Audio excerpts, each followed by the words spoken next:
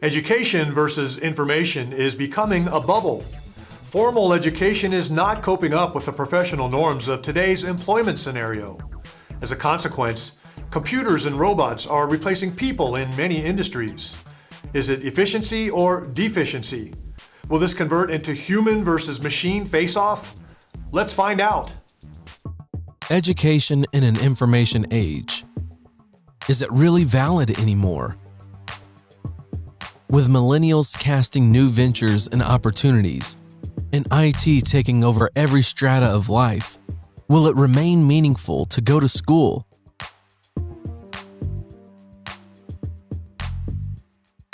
For me, I don't think personally that Google and the internet will replace education. And I think because the younger you are in education, for children especially, it's quite important to have certain topics forced onto them in a way. But what I mean by that is you start to learn subjects and topics that you never would have had an interest in as a child, that you then realize you actually like or you're quite good at. So without being introduced by some sort of force into learning certain topics, I don't think you'd realize the amount of things that you're interested in. And when you're older, when you're an adult, it's kind of a little bit different. Still, if you were introduced to new topics by somebody, you might find that you've got an interest in them, but you've got a more active decision making and a more active opinion as to what will be useful for you to learn. Especially when the job market is plagued with uncertainty like never before. Looking for entrepreneurial skills. If you can do it for them, then why not do it for yourself? Many millennials today think it is rather more productive to invest in a business or new idea than go to a $50,000 degree school. The job market is shrinking when it comes to conventional education, and where once the name of the school mattered, now it is replaced by the number of followers you have. I think as you get older, Google and the internet can definitely replace any form of education. You can find pretty much everything you need to find. The only thing you're lacking with a lot of the internet is the actual qualification. But if you've got the determination and you can actually stick to a learning program of some sort on the internet, or you can find the information you need and you can stick with that, then definitely as you get older, the internet and information can replace the education that you otherwise don't get, I suppose, unless you actively go to a class. But in my opinion, the younger you are, the more you require the push of education to broaden your mind to the topics you could be interested in. Whereas as you get older, if you've got more idea of what you want to learn, then the vast knowledge that is the internet is there to be taken advantage of. So youth today prefer investing in some futuristic idea than investing in education. That means creating a universe of receptivity around yourself is the real currency today. Google even pays for it. Look at the economic giants of today: Google, Facebook, Amazon, Apple, Microsoft. A quarter of a century ago, none of them existed, and they have toppled all business categories, from banks to real estate, hotels, cabs, shipping, etc. Newbies like Uber, WhatsApp, and Airbnb are reinforcing the young trust in future and IT. If only we have the intuition of the gap in the trend, anyone can make it big. Finding a way to solve that problem or fill that gap is a jackpot. Can information coming from places like the internet or Google replace education? I'd like to say no, but I'm afraid that is the path that we are on. The one thing that is missing from the internet, Google and electronic sources like that, is the ability to socialize and learn about socialization. And that's a very, very important part of our schools and our school system. So if you take that away, what will happen to society? I'm afraid it won't be very good. So schools are definitely important. But as far as knowledge goes, the internet is a vast sea of knowledge. Education beyond elementary level was hardly of any use to these technological giants. These powerhouses were mostly street smart with strong intuition and in many cases were even dropouts. But they had the vision to change the world, the way we conduct our lives. Ideas fast replacing commodity. If you got something unique, then come on and let it show. You will find plenty of buyers. Yes, I do think it can, but I don't think it should. Definitely we're headed in the direction of having so much technology and so much capability with these machines and smartphones, and being able to give them to children in classrooms and have a way to sort of automate everything. But to me, nothing is going to replace an actual human teaching people. We are definitely headed down the path where it is more than possible to be completely autonomous with education. However, it's just, I don't want to see us lose that human element between one another. And I think technology is amazing because we have a world of information, education, answers, just the depths of things that we have at our fingertips at any given moment is pretty astonishing. So I could see that becoming a classroom standard where one day there aren't any teachers there anymore. Will that work? Yes, in theory, because I think you're still getting the same education, still information across to people, but without that actual I'm in the room with you teaching you sort of feel to it, I don't know that people are going to walk away with the same amount of knowledge and same takeaway from it as you would getting something from a one-way machine. Even if the machine was interactive, I think it's possible. I just don't think it's a great idea, and I think it's something that we should integrate along with a human teacher. In the long scheme of things, will it fully replace? Maybe, but I hope to see a happy marriage between technology and humans still as things moves forward, because it is a little scary to think about, I guess, sometimes. Now the question remains, if the virtual can really replace actual. In the end, it is all about drawing efficacy. If Amazon can deliver it without you moving an inch and without any shipping cost, then it is saving time and energy. Ultimately, the best bang for your buck. How cool it is to be able to rewind all your lessons and learn as many times as possible. No pressures of noting down everything in time so as the teacher might not repeat. How cool is it to access your classes in motion from your cell or tablet? Isn't that a step forward? The old school, no pun intended, still stresses the power of mentorship and actual experience of the environment.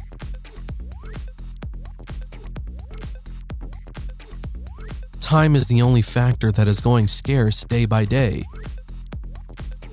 More so because multiple devices and technologies vow for our attention.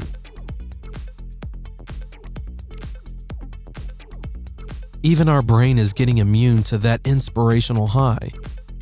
Around the clock, our brains browse for the finest. Locked in trends, we are hardly leaving any room for individuality. Where will we find this uniqueness and feature? We're almost slaves to the trends. To reconnect, our beings need time to refresh, and this span is decreasing day by day. I definitely think that, taking graphic designing classes versus, you teaching yourself about it from the internet, I definitely think that it depends on the person. If you're comfortable with the expenses that you might pay for any type of outside classes, then, go for it. But at the same time, I feel like it would be equally effective if you are highly passionate about the thing that you might be going for, because there's people that just love to teach themselves from the internet and not have to deal with the expenses. I think, saving a lot of money can definitely happen in that position. But like myself, I started out when I was 16, just doing films, and it really worked out because I was highly interested and I loved learning about it. If you're not interested about a specific topic, you're never going to learn about it unless, you think about it every single day. I'd rather probably spend, buying the equipment versus, paying for the acting classes or film classes or graphic design classes in that case. It really depends on the person again, and if you are comfortable with either one, just go for it. It really doesn't matter what your friends are doing, what other strangers are doing. It really depends on each person's mind. I definitely think that for me I loved, just staying at home comfortably and teaching myself about whatever I wanted, whether it would be for Photoshop or editing or Final Cut Pro or even After Effects. I never thought that I would learn anything about After Effects from, how complicated it was, but from all the online videos and tutorials that I would normally see on my computer were very helpful. As even during our sleep, our subconscious is hooked to devices around us, following the clock with misery, just to connect with it first thing in the morning. Our quest for all that we don't know, and our hunger for all that we even don't want to know. Will we ever be able to catch up with all this flood of information? What will satisfy our urge for more? Or is everything so disposable?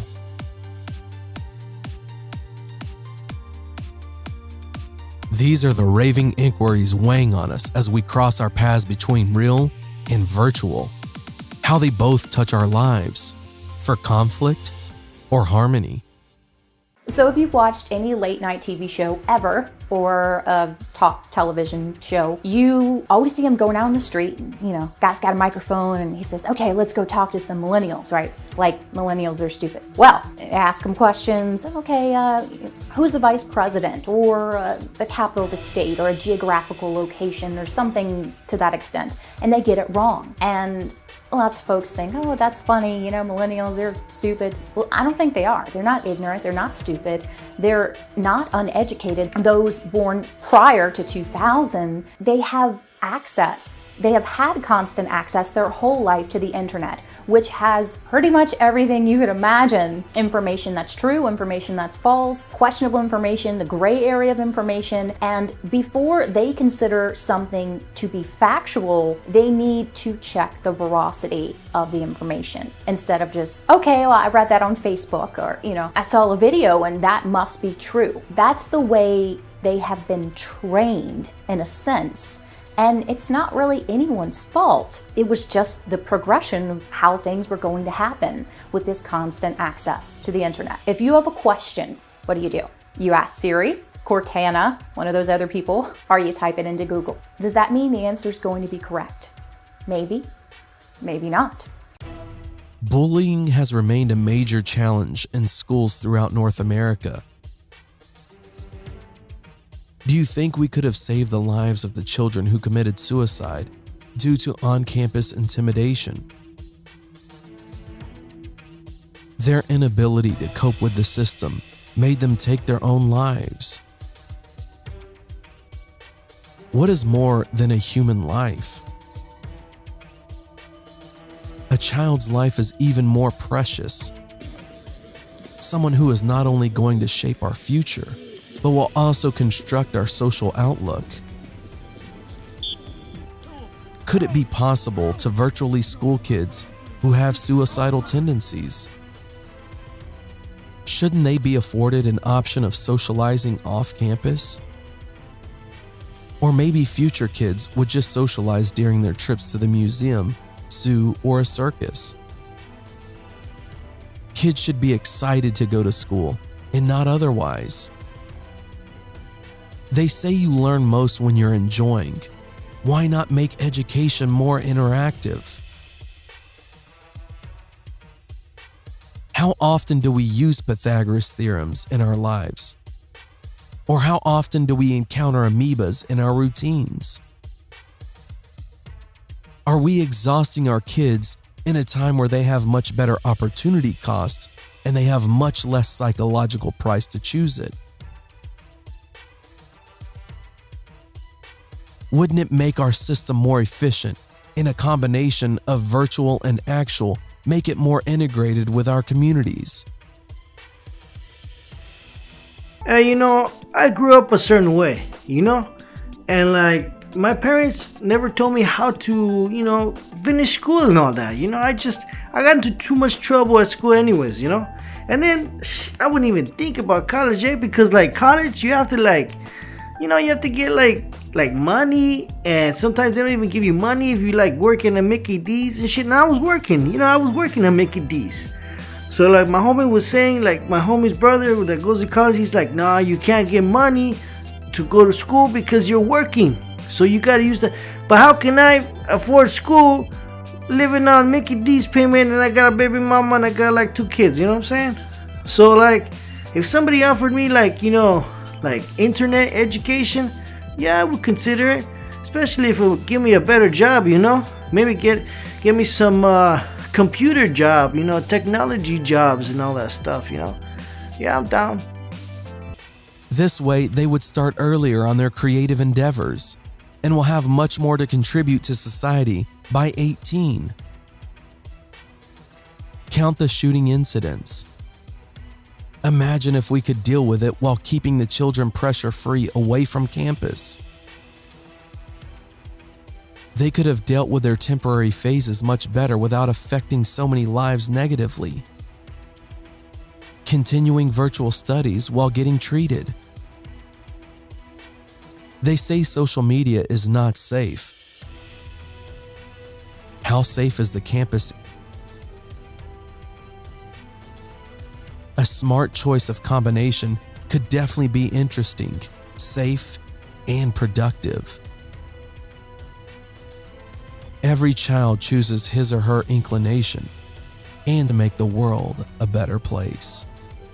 So I think that education is always going to be important to some degree, especially for young kids. They're going to need the basics, math, English, spelling, grammar, those types of things. But when you get older, there's so much information available online that I can totally see it replacing that education setting. Sometimes too, even with higher education, yeah, you get the interaction and experience of working with peers to problem solve, and also to add, even in my personal life, because there is so much information available, even with my own son, it is my plan to homeschool him. He needs the education to learn skills and build that foundation, but there's so much information out there to me that I want to provide him with his own catered type of education and build a curriculum specific for him. And because of the amount of information that's out there, I feel I can do that. Technology has always changed the facet of how we have conducted our lives. From invention of vaccines to agricultural machinery, technology has always accelerated holistic advancements. And according to Bill Gates, the last decade has brought about more development than in the last 50 years, just by virtue of information technology. While practically taking over every industry from airlines to banks, and from power generation to military and telecommunication, IT has yet to take that giant leap required in education industry. Right now, most being utilized are online assignments, tracking, and blackboards to share notices and updates. Few distance learning and virtual courses or degrees are still dubbed by accreditation bodies as Mickey Mouse qualifications. But really, education can go even more effectively remote parts of the world beyond just video tutorials. SalCon did break the ice with Khan Academy, but there is much more to be done than just video teaching. I think with acting, there's quite a lot that you can learn with an online course. A lot of it's techniques that you develop, and they can be taught from video essays or video lectures. But I think for me, I've seen so many people improve their acting skills, their performance aspects, their vocals, their movements, because of having someone in the room who can tell them when they're doing something badly or doing something good. And I think it's that constructive criticism between friends, between someone that you can trust, like a director or a fellow actor. It is that constructive criticism, that interaction with a real person, that really, really makes the difference. And I mean, some people have got it, some people haven't. Some people can study their entire lives and they still won't have that spark that others come into the industry with naturally. But I think there's a lot you can learn online, and especially online courses are becoming far more comprehensive. You can learn from well-known actors in the industry who've got online courses. But I think, yeah, for me, having that human interaction, that someone there who's kind of judging what you're doing and giving you the information you need to improve your performance, that's what you're missing online, unless you've got a video contact with someone who can provide that for you. But you know, I've, like I said, seen a lot of people improve. I do a bit of directing myself from time to time, and it's giving people those little bits in real time. You know, those little snippets of advice and help. Make that bigger, make it louder, make it deeper, make it stronger. Take it back into yourself. All those little extras that you give to people and that you receive from a director, they really help to mold your performance into something really impressive. So yeah, I'd like to say that you could learn everything online. You certainly can watch other actors perform and take aspects from their performances and make that your own. And there's a way to vastly improve what you do by watching other people. But for me, I would never underestimate how important it is to have human recognition and human interaction to become the best actor that you can be. Online technology models like Amazon and social media is a glimpse of options and modalities that can be enabled with the help of effective IT solutions.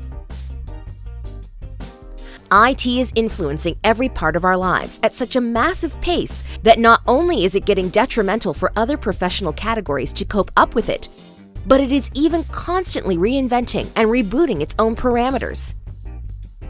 There are so many IT platforms and languages that have gone obsolete, and the only way to cope up with them is to stay updated through latest on web. A big concern is also emerging professional categories that never existed a couple decades ago. So people are increasingly diverting their professions and aspirations because this was not what they studied in school. Or, on the other hand, they are no longer in demand and have no relevance to what they are practicing now. A little on-job training, few online tips, and quick workshops can make people jump into new professional mainstreams, many of which people are not even aware of, and few of them are even highly paid and in much demand. For that, we need web to track and adopt these industrial shifts. But even for me, I went to school and I got my master's degree, but for the job I do not feel like I need a master's degree to do that job. I feel like I could have been educated on the job, done research online, and still do the job that I do today. Even when I got out of school and I started working, I spent most of my time online doing research to learn the things that I actually didn't learn in school. So I can totally see a trend in the future going from an educational setting to learning information online. I think beside personal and professional grooming, just like people are forecasting a totally virtual office routine in future, there is no reason to not think loudly on getting the kids to save time and energy to better allocate and implement virtual interactivity. Besides on-field societal activities for physical fitness, a bus, campus, teacher, and back cycle mostly leads to monotonous roster that can deprive children of creative thinking. The level of excitement and something different to look forward to, that anticipation, edge, unpredictability can become the driving force of our immediate future. Similarly, therapeutic intervention can also be availed online so that the shy ones don't have to avoid or would feel much more comfortable to calm down and open up in remote interaction to counter the core of various problems that require attendance. This is one more area which can be utilized online for collective advantage.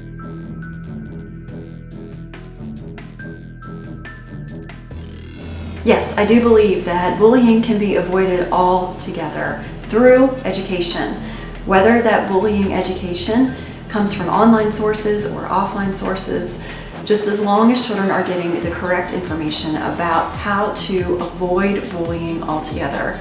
Once a child has the correct information, I feel the strongest factor that contributes to success for avoiding bullying is to discuss that information with the family. Perhaps the child has seen bullying happening in the home. So if those type of problems can be addressed, then bullying never makes it to school and bullying is avoided altogether. Indeed, the emerging theme and the conversation and discussion that is coming forward is vital, powerful, unique, practical, and it'll probably be useful in the future. My name is Stan Houston. I'm a longtime international broadcaster, teacher, speaker, and business performance coach to entrepreneurs all around the world.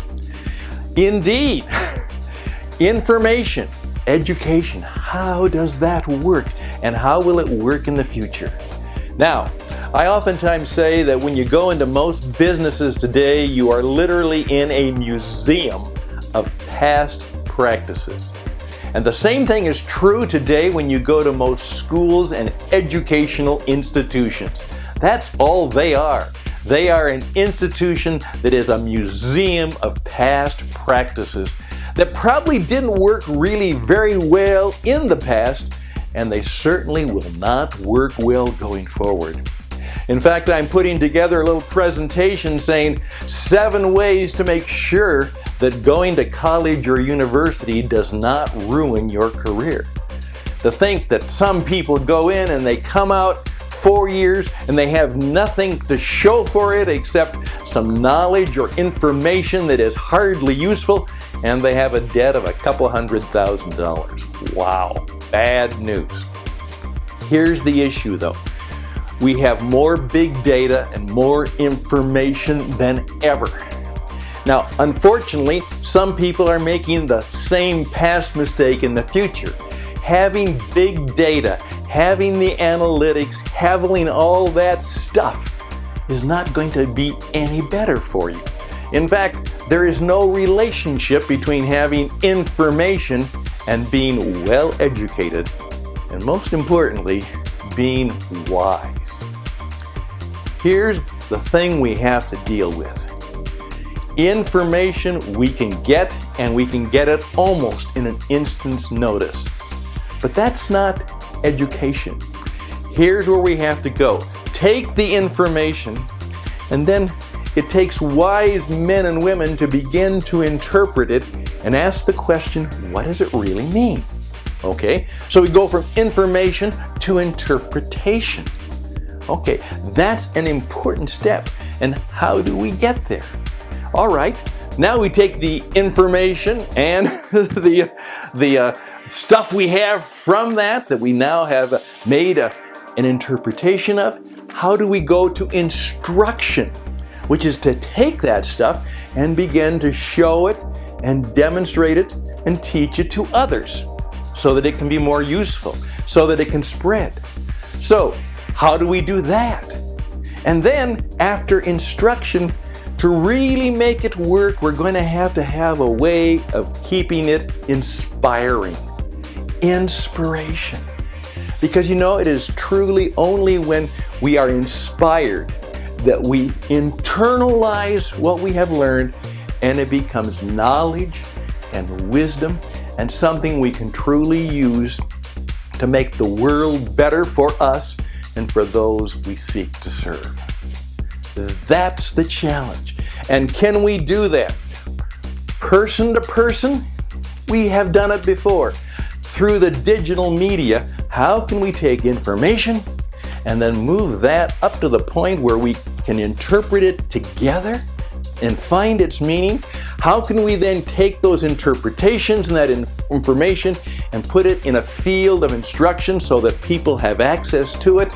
At the same time, do we have the people, the teachers, the broadcasters, the instructors who can then make it inspiring so that it not only goes to our head, it may even touch our heart, sink to our gut, and do something to our very spirit and soul.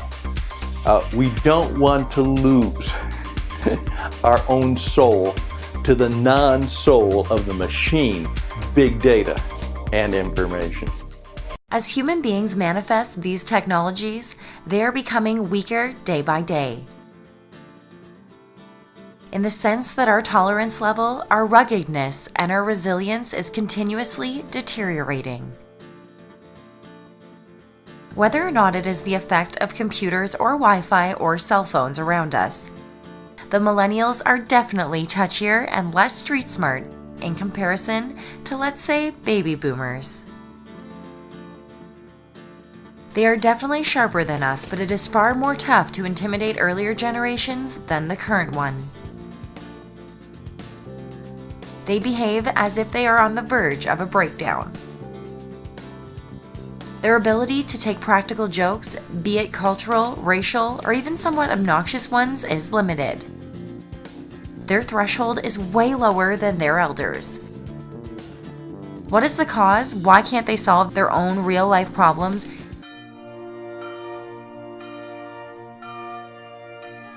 Saw the Lamb opened one of the seals, and I heard, as if it were the noise of thunder, one of the four beasts saying, "Come and see."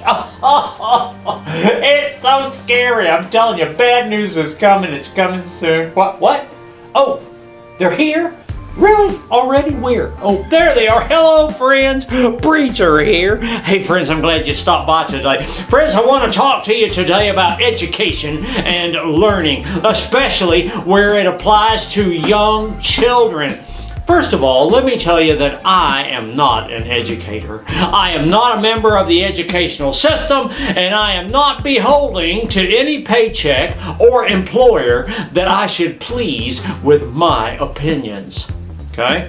Now, that being said, here is my humble opinion. First of all, children's education starts at home. Well, I can hear you right now, friends. You're going, "Well, duh, preacher. Everybody knows that." Well, maybe you've heard it. But this is what I mean by that statement.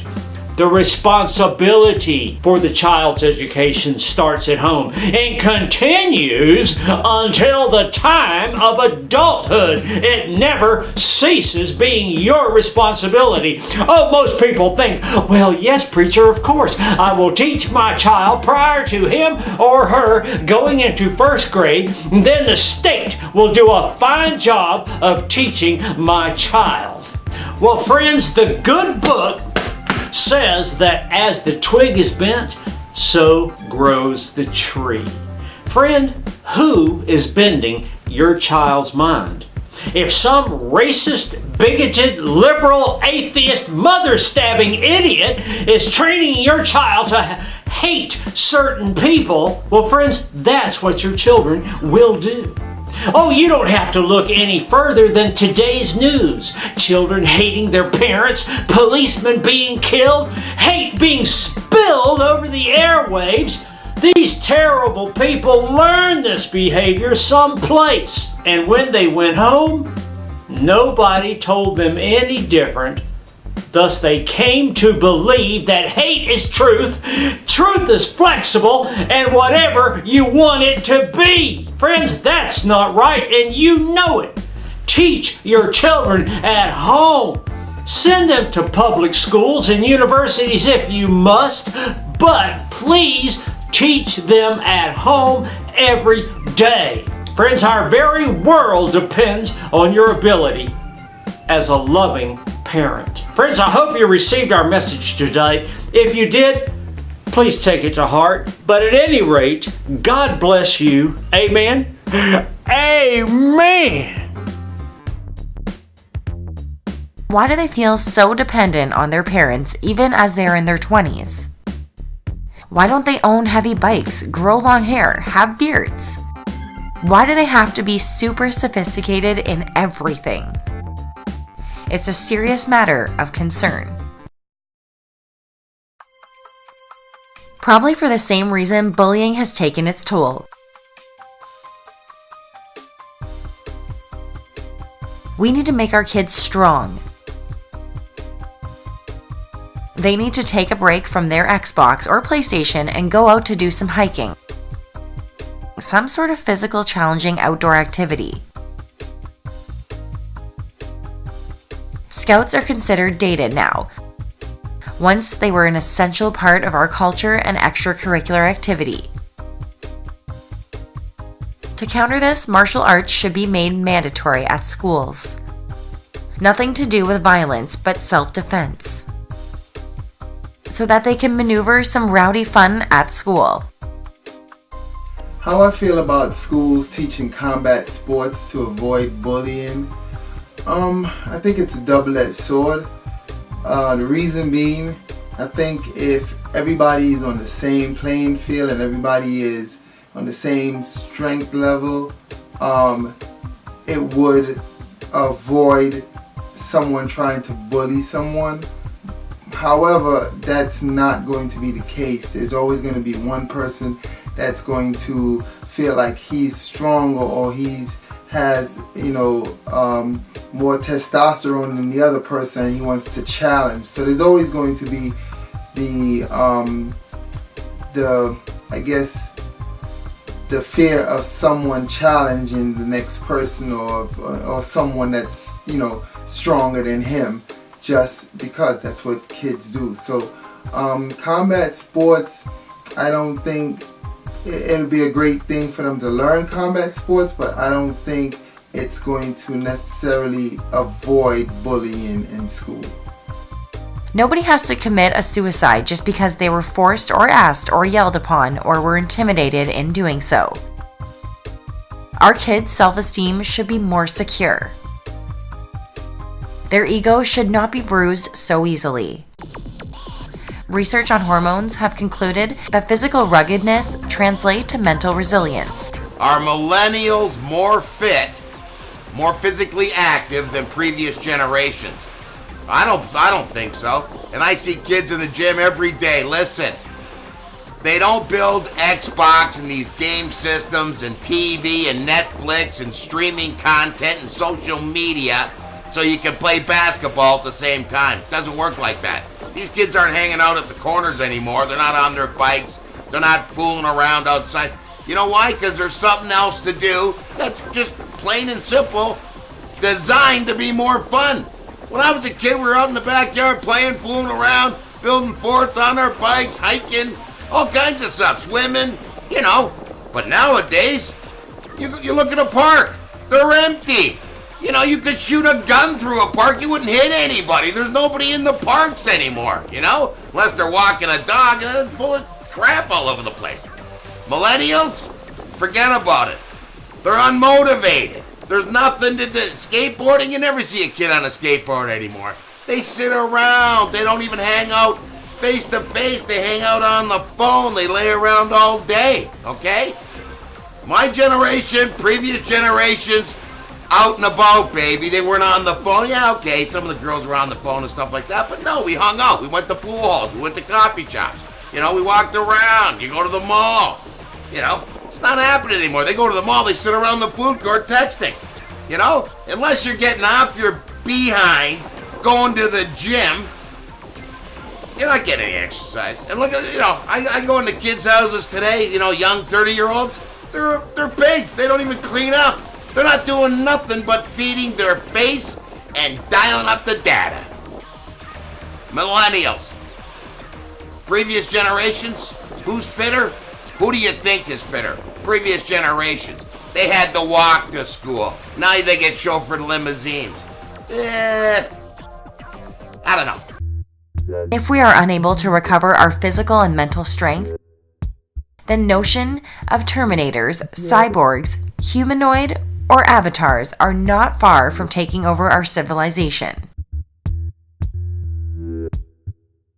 given the strides we are making in artificial intelligence. Our education is not synthesized enough for future to match with that of the robots we are creating.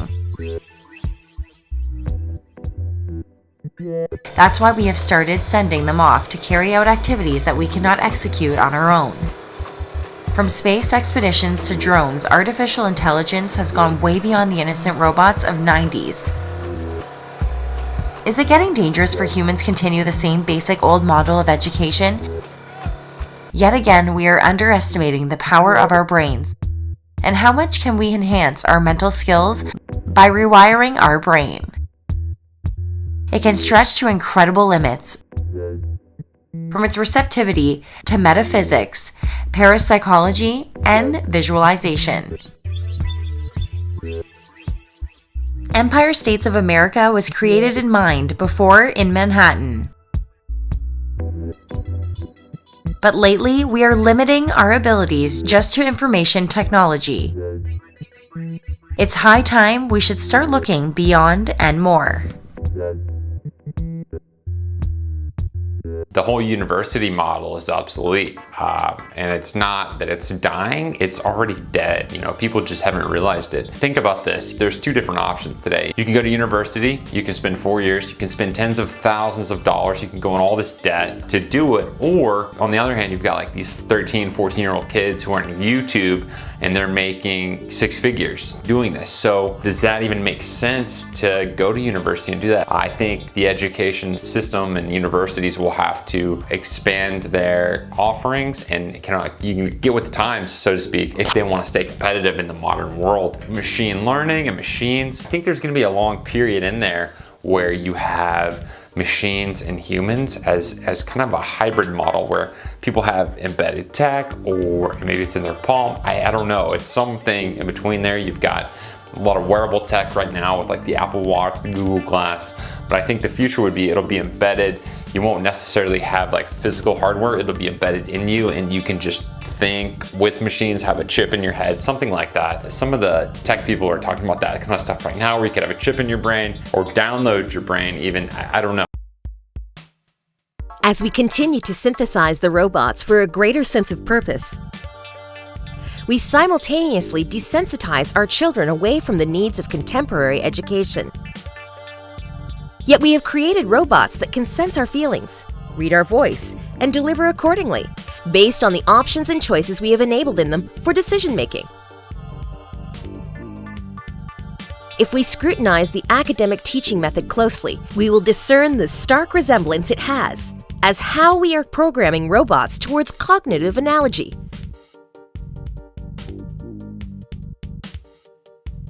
Yet in comparison to robots, our kids are not evolving with the same pace. The reason being, the educational system is too big and thus too slow to adapt and adopt with reflexivity. While computer scientists are doing it with utmost accuracy and agility, the notion of size inversely proportional to speed, as laws of inertia and momentum depicts, led IT overcome many barriers. Just compare the time it takes to send a regular mail versus the email. Look at how fast you put your stuff in online cart as compared to the shopping mart, when you go around to the aisles and pick everything from the shelves. It doesn't end here, as the cost factor will also reduce, as we will try to make our education system more efficient, speedy, and transparent. More or less the same dilemma the global political system is facing. We owe it to our children because right now their brains are in developmental state and are gaining foundation of their psyches. Our offsprings are our offshoots. They are what we indoctrinate in them. Starkly similar to how we are programming robots. The only difference is flesh and bone. How every parent wishes their children to take the most pragmatic and rational decisions in their lives. We inspire them with references and options to choose from.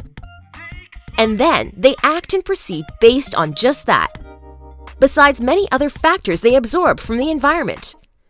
Well, I believe university education has great value for teaching the foundations and the basic principles, to give you a platform for socialization and to build confidence and experience to launch a career or a business. Is it perfect? No. There's flaws, sure. One I can think of, personal pet peeve, is personal financing. They don't teach you about personal budgeting or saving, investing, or retirement planning. None of that. So on the other hand, technology instruction alone, is it perfect? No. Why? Well, it lacks socialization skills and building real-world experience, which is what most people want. You gotta go out there and get some black and blues and build some confidence. The world's constantly changing. And if we had it all solved, we wouldn't be talking about this and asking questions about now. We'd be focusing on best practices and sharing those and getting to better and better levels. Personally, I'm a consultant in the medical field, operating room capital equipment to be exact, international export. Our industry changes dramatically every 2 years. You can't get operating room experience from some online training course, or at least I don't think so yet. Okay, so here's a real life personal example. I have the formal MBA in communications, and I've been studying video production online, training myself. So it's kind of the best of both worlds, because everything has changed so much that you need to have speed in getting the message out about new technologies, new medical technologies, upgrades, and different information has to get out there as fast as possible.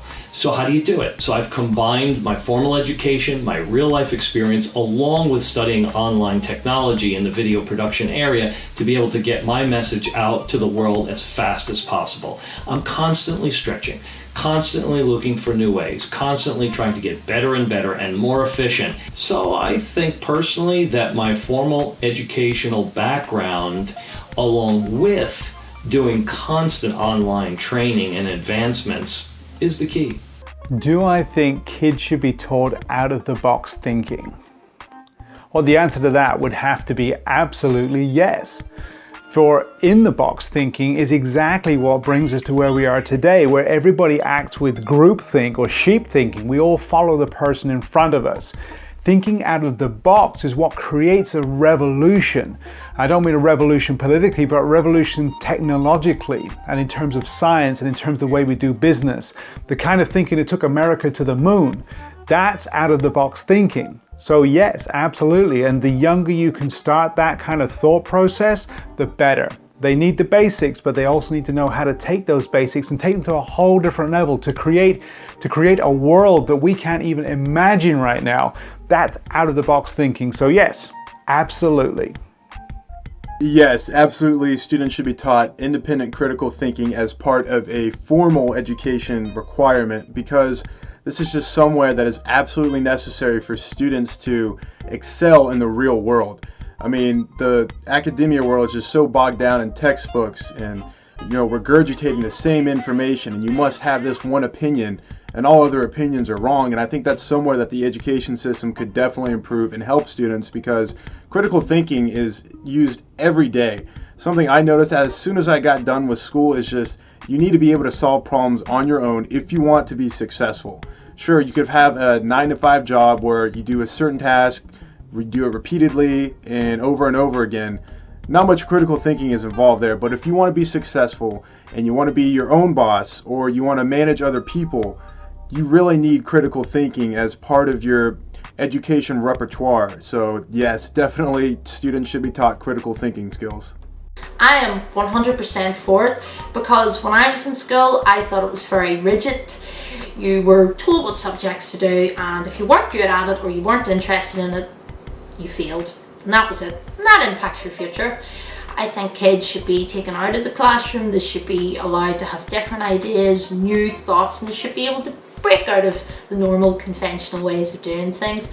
It teaches kids to be creative, it teaches them to stand up on their own 2 feet, and if they don't know something, they can use their own intuition to make choices in the future. So definitely, I'm 100% for teaching kids to think out of the box. My opinion is that critical thinking could be a part, but it isn't taught today at the early levels of education as far as I know. The universities have really started to adopt it and using it to run their campuses, and higher level teaching for business owners is making headway. Of course, it's used in the sciences and research too. I think female students should absolutely be taught independent critical thinking as part of a formal curriculum. It's only going to serve as a tremendous advantage in their future life, in pretty much every aspect of their life, whether it be in their career, schooling, relationships. And I think it should be definitely done at a primary level. I know for myself, growing up in the United States, in elementary school, it's not something that was taught. Just even basic logic and reason and critical thinking was not part of a formal curriculum. And it's not something that was available to you until you went to college or university. And even then, it was more of an elective. And it wasn't something that was mandatory. And I only had to kind of discover that on my own. And once I did, it totally informed the whole rest of my life and how I view everything I see and read on the internet. I have much more of a healthy skepticism about things. If I see or hear or read something, I won't immediately believe it. I'll kind of do my due diligence and kind of see, well, where do the facts point? Where is the evidence for this statement or what this person said, and so on. And especially being a female, and I'm not sure how it is in other countries, but even still in the United States, I mean, you do need to kind of work twice as hard as a man to kind of get to be, taken more seriously. And the more you have those skills, it's only going to serve to be much more of an advantage to you in every aspect of your life. So I can imagine in other societies maybe that are even more male-dominated and a little more patriarchal even, it's something that's going to serve women well. So yeah, I think it's something that should definitely be taught as part of a formal curriculum, especially starting at a very young age. So it's just us as parents who will be responsible for it, if robots of tomorrow will be smarter than the next human generation. Just because we didn't take precautionary and preventative measure to adjust our educational methodology. On the philosophical paradigm, the robots are also an extension of our self-image. 2 legs to walk and 2 hands to work, although it was never mandatory. A reflection, an alter ego, or maybe the monster in Frankenstein. It is how we nurture them and put them in autopilot mode of ourselves. Just like parents in every civilization wanted. To carry forward the same self-image that we always wanted to see in our superego of ideal self-image. Will the interpretation matter? Will we be able to continue and inspire our kids, as Stan Houston said? Or will we be able to provide them their physical hardware, as Coach Corrigan wants? And will we be able to pilot our kids to safety mode, as Preacher to Teacher mentioned? Only time will reveal this, and in either case, only we will be held responsible. Robots are going to improve with the passage of time. They have already improved. For example, Watson of IBM is a huge technological leap forward. And we cannot just wait for somebody to come over and take charge and regulate everything. We need to create an equation with systems and robots. And at the same time, we have to supersede them. Human beings have this tremendous power of self-educating themselves, thinking independently, inspiring themselves. Robots, no matter how emotionally sensitive they are becoming, how they can read our feelings through our voice tones, how they are automated and how they don't get triggered by the various signals which can go in different directions from what we originally intend them to do. But what they cannot do is they cannot self-inspire themselves, they cannot interpret. Of course, their memory and the database that they can carry around is massive as compared to what human beings can do. From one angle, we are trying to go to space. We are trying to invent medicines and technologies or modalities to be immortal. But at the same time, we have a huge population bubble also building up. And then we have this technological wave in which we are developing robots and systems which are replacing human beings, which don't have any needs except for the batteries that charge them, because things are changing. And we shouldn't give any false hopes to our children, because the world is moving into a different direction and is moving ahead on a different beat, and it is better to be prepared for it than to go into shock and pay a psychological price or a social price for it. This resource disparity and the gap between communities and various social classes are going to take a toll on everyone. Then it might be too late to get a grip over it. That was the objective behind this documentary, to find how education is becoming a paradox to information, and how the access of information passes on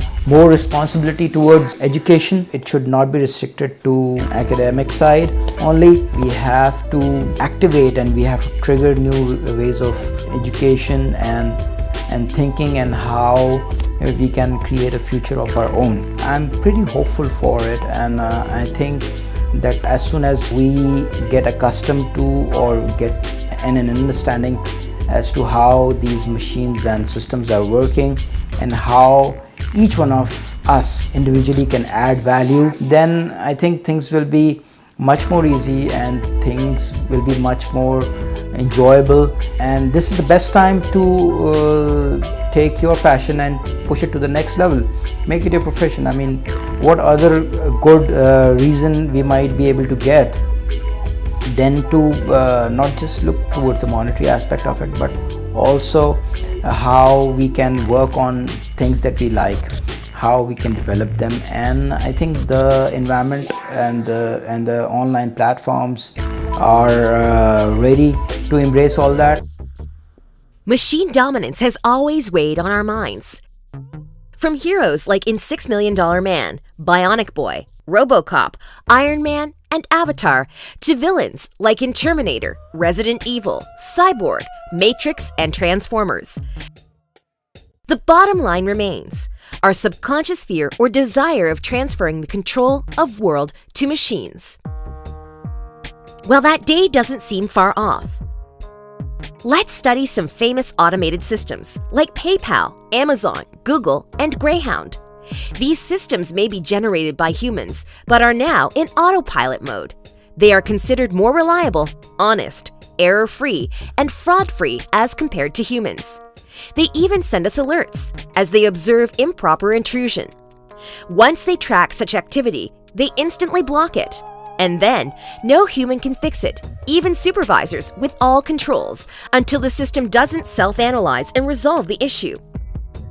It doesn't unlock simply because there was a human error. Any discrepancy is screened as malicious error. These are the levels of checks and controls that we have entrusted to machines while taken away from humans, not leaving any room for manual foul play. In other words, the manual human-based system is not only costly for the corporations with monthly payrolls, but it is also full of doubts, human errors, misuse, and inaccuracies. To cope up with more profitability, firms like Walmart make heavy, one-time investments and thus become leaders in their industries with inventory control systems. Subsequently, if you have a memory lapse or amnesia, or have an accident in which you have temporary or permanent mental impairment, chances are you will never be able to access these servers unless you have written and secured all your passwords and secret questions somewhere. Of course, the WikiLeaks and Anonymous reach where everyone else guarantees the impossible access. Whether or not machines will become our enemy, they certainly have our control. Now we need a mental shift and moral reboot to compete with them. Banks, manufacturing, and/or service industry. Computers, robots, and machines have partially replaced us everywhere. Remember, every time you put CAPTCHA to prove you are a human, automated voice prompt, manufacturing line robots, and voice-controlled telebanking. They are everywhere, and any given day, they can refuse to identify us and put the entire world in total chaos and jeopardy. Will we have to roll back to manual systems, paper IDs, and written phone books? Only time will reveal. To prepare, we can start taking mental notes and immediate measures to retain our equilibrium with technology. Robots don't work for salaries. Our extinction might not be through an apocalypse, but due to lack of resources as machine pilot it all. We don't need an open war waged by them. This silence is enough. Immigration policies must consider migration of technology, technological shift and conversion, safeguarding the collective future of our planet. And for that, we need to revisit the way we learn, think, and aspire our dreams. Time for SOS. Save our souls. Save ourselves.